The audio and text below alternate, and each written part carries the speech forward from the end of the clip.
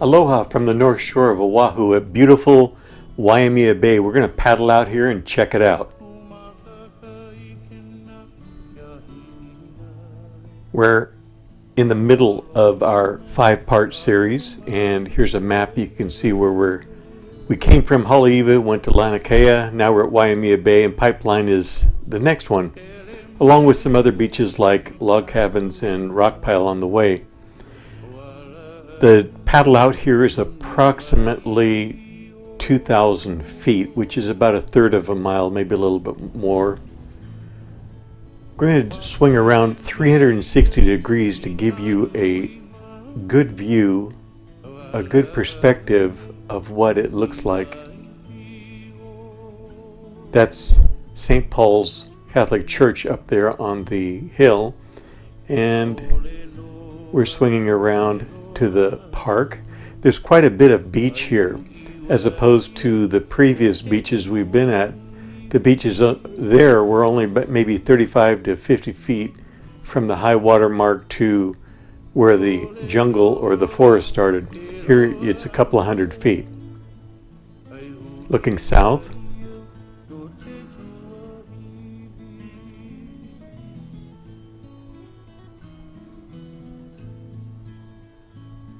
let's paddle out.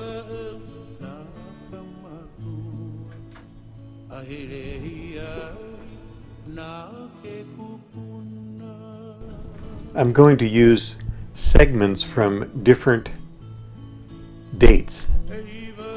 So you'll see that the waves are different sizes and also different weather conditions.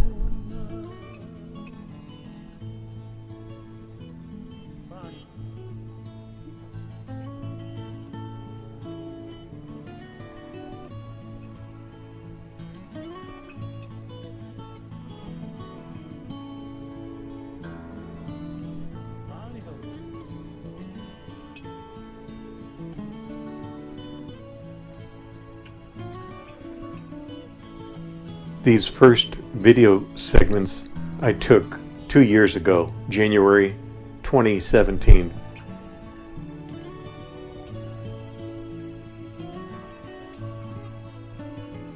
I'd only been flying the drone for about a month. You'll notice how high I am, and I'm talking about how high I am off the water. Now this was taken 2 years later, 2019.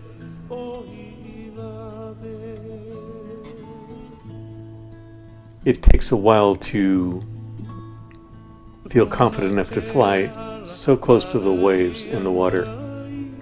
Heading back in, this is a different day, but you can see the beach here is just gorgeous. There's zero waves. This picture was taken in 2006. That's what the shore break looks like when it's really nasty. But there's no waves here, and it's just a playground. It's a fantastic place to go, and we're going to head over to where we left off from our last trip when we came north from Lanakea. We came to that point that you see right there in the distance. We're going to head back over there and then work our way back in. I want to show you some neat stuff. That rock is really interesting because the kids love to jump off that rock at high tide.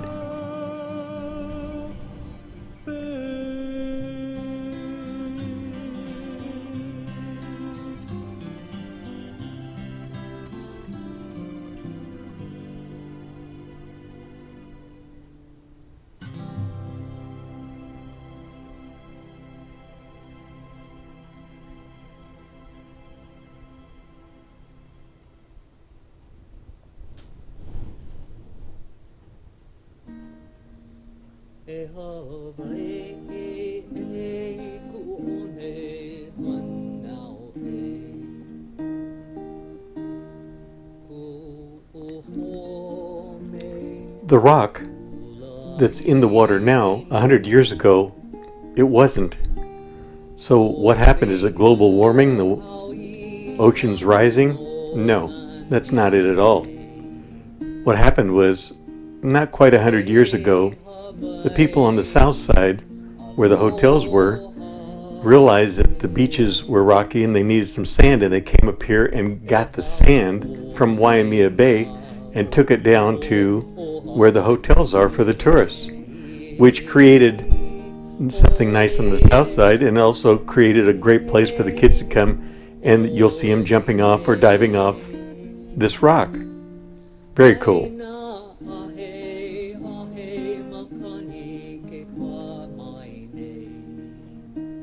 The Beach Boys used to come up here, and this was, I'm talking about in the 30s, 40s, 50s, when the Beach Boys, it's different than what we really think of a Beach Boy. It was explained to me the Beach Boys were all around, took care of the tourists when they came in on boats, not on planes, and they spent a week or two here, and the Beach Boys would take care of them, whatever they needed, and they would get nice tips. But when their days off, they would actually come up here to Waimea Bay, build a fire, and play the ukulele and tell stories about Hawaiian. This is how they passed on the stories of the Hawaiians back in the day and all the surfing stories. And that's how it was done, handed down from generation to generation. Then in the morning they would get up and go out and hit the waves. You can see the stream, that's Waimea Stream. That bank of sand is about 8 to 10 feet tall. You'll notice the waterways through, but during the certain times right there, you can see the stream is dammed up behind the sand. And what happens is it rains, the water builds up in the stream behind it and breaks through, and it causes a little river to go out into the ocean, which is really kind of neat because you'll see some videos of kids surfing the waves in the stream. Another form of entertainment. It's a lot of stuff to do here. We're looking and we're actually scanning a little bit higher up because I want you to see something. The cliffs up above Waimea Bay. There was a temple up there that was built hundreds of years ago, and the only thing left are the remains of the foundation. And it's right about in the center of the screen at the top edge of the cliff. We're going to fly up there because I want to show you something that happened on this last trip to Hawaii.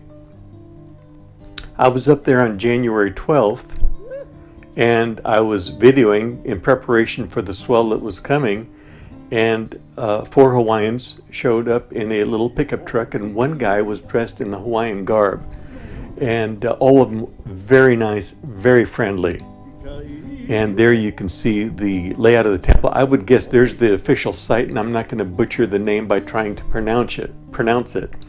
But it's about 200 feet long at least, and at least 100 feet wide. That's lava rock, okay? And it's important because one of the gentlemen that got out of the little pickup truck, the Hawaiian, he was dressed in a Hawaiian garb. He's actually royalty. So he was here to do a blessing for this little area here on the what we call the temple site, and we're going to check that out.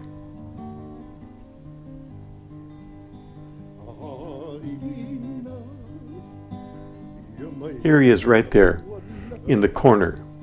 Now I don't have sound, but I'm going to try and remedy that on my next trip to Hawaii, because I made friends with the chief and the other guys, and at the very end I'll put in a picture of the chief and myself. He's doing this blessing all in Hawaiian, and it's loud, but of course I have no microphone. But notice he's barefooted and he's walking on lava rocks. I'm going to tell you, it didn't dawn on me while I was taking this video, but the guy's feet has got to be like leather. This is not an act. This is the real thing on site. When he came over to my place to pick up the copy of the video, we got a picture of ourselves, and I walked out there barefooted also on the gravel, and he didn't even flinch. But I can't say that's how I handled it.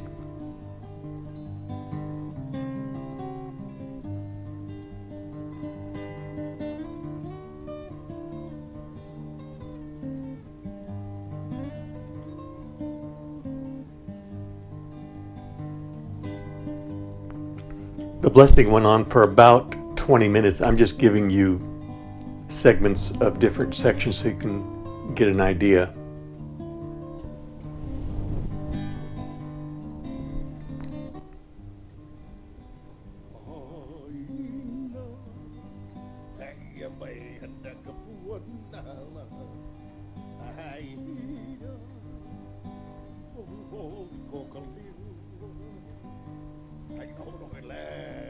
I need to add, I mentioned that these guys are nice. They're really stand-up people. Nothing but nice things to say about everybody there on the North Shore.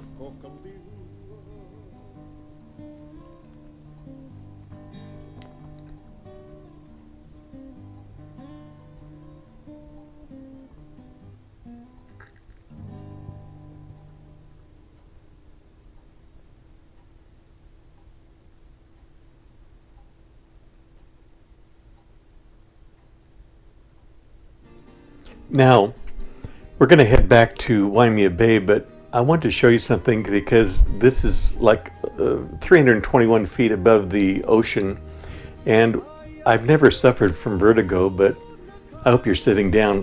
When I went over the edge, I turned the camera down. This is the first time while I was flying and actually doing this video, I actually felt like I was flying off the edge of the cliff, which is really bizarre because I've never had vertigo before.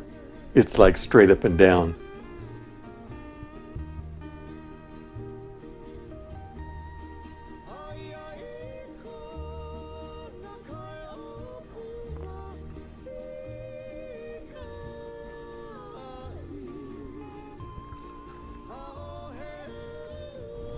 You can see the stream is not flowing, so the sand has dammed it up till it rains, and then it'll break through and the stream will run out to the ocean.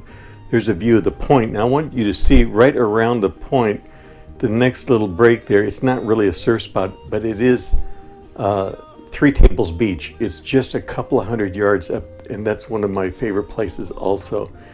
The area that you see, the expansive grass, to me it looks like a golf course, but I don't see any golf course up there. Another 360 degree so you can get a lay of the land.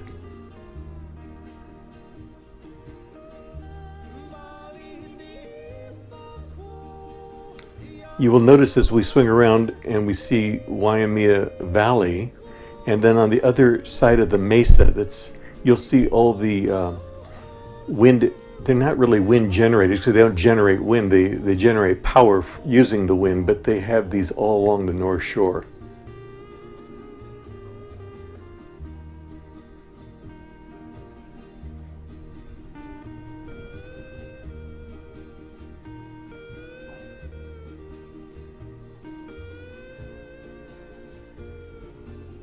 And we're looking south toward Haleiwa and Laniakea.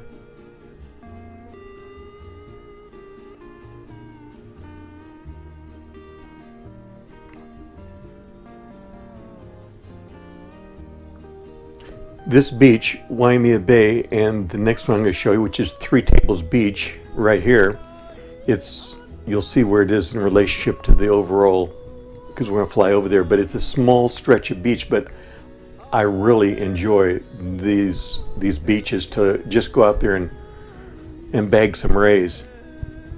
There's the point. That's Waimea Point. Now we're looking back toward Three Tables Beach, so we're heading north.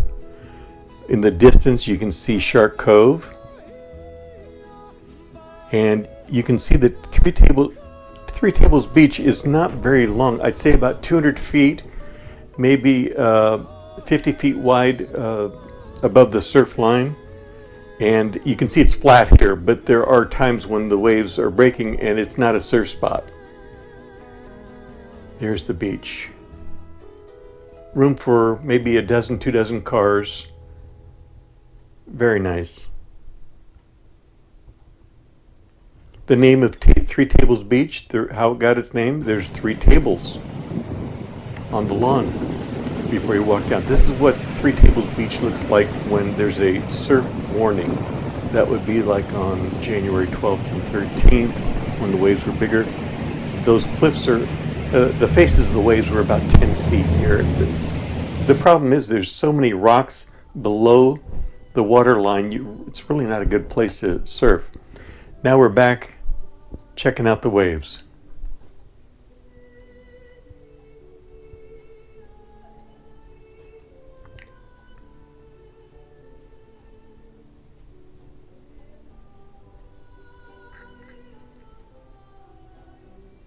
As I mentioned, in January 2017, I'd only been flying for a month, and that's the reason I'm so high up in the air.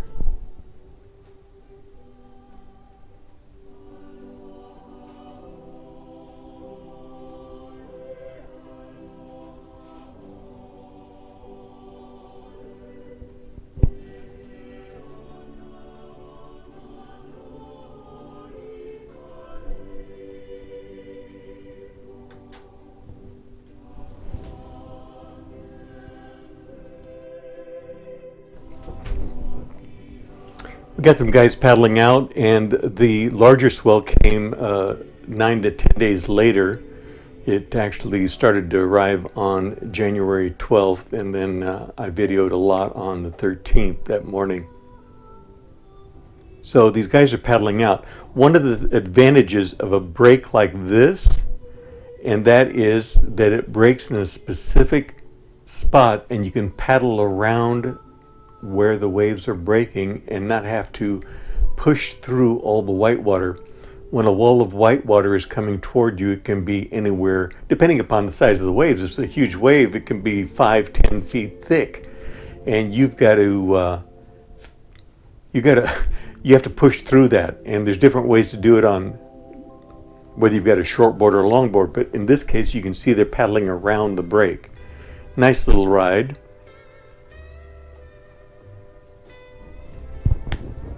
Lifeguard going in on a sea-doo.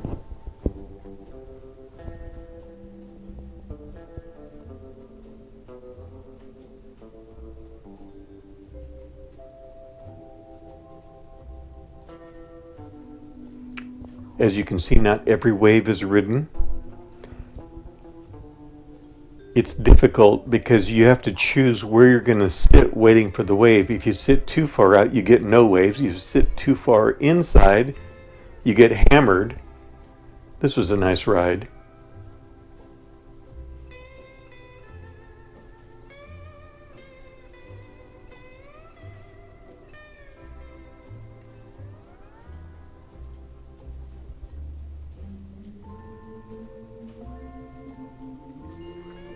Now, here we have it. The swell has arrived on the 13th. Here's the crew waiting, sitting in the lineup.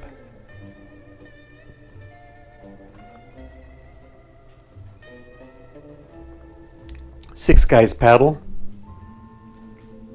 4 drop in, 1 falls off.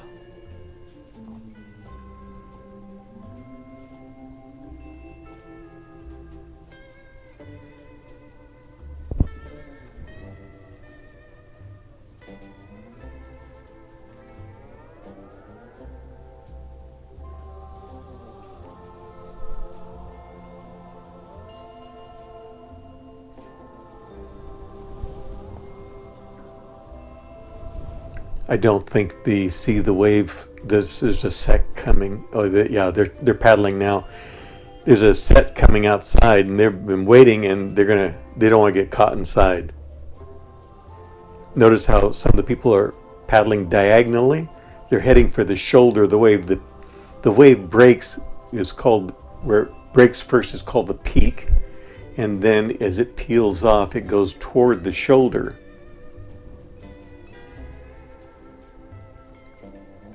Nobody could drop in. Nice wave. You have to be in just the right spot within a matter of a few feet. Another wave, unridden. A wave is a terrible thing to waste.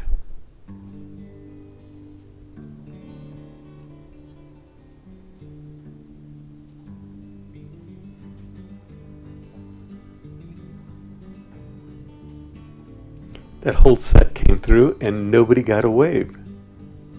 And that happens.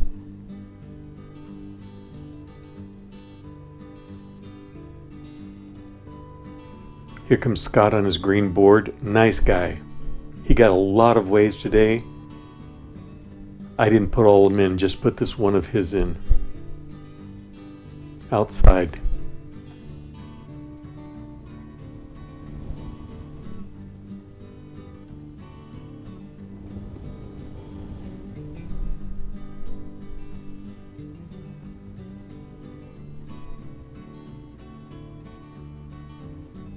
The reason the guy went down on his red board and laid down on it, it's called prone position, is because it lowers your center of gravity, and when that white water hits you, it hits you hard. And what you got to do is keep your board from bouncing around and not getting bounced off. And that's how you do it, is you lay down.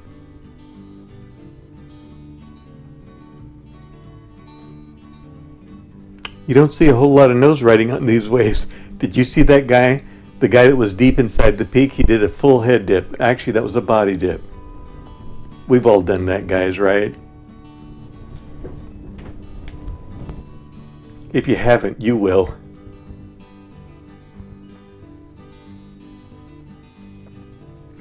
This is Jamstar.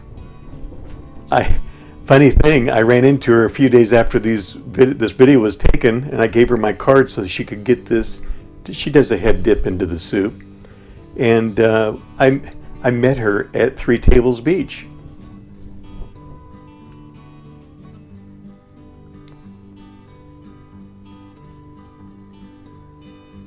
We need another wave here. Come on. Come on, you guys. Here it comes. Paddle. Oh, 2 guys bit the ding-dong.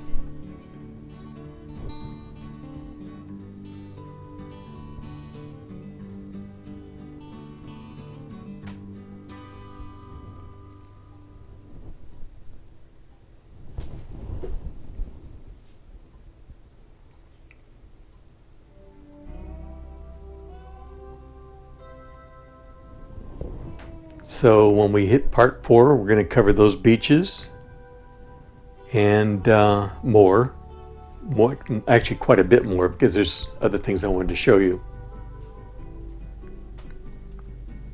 There's the chief again. I'm going to stick a picture of him and myself in this in just a second. There we go. Here's the chief. Good guy. That's it for me. We're done. Oh, wait a minute. I'm going to tell you in the next couple of segments, I'm going to tell you why there's so many roosters and chickens on the North Shore. Did you ever wonder why they're all running around out there? I'll tell you. Great story. One thing he's got to say.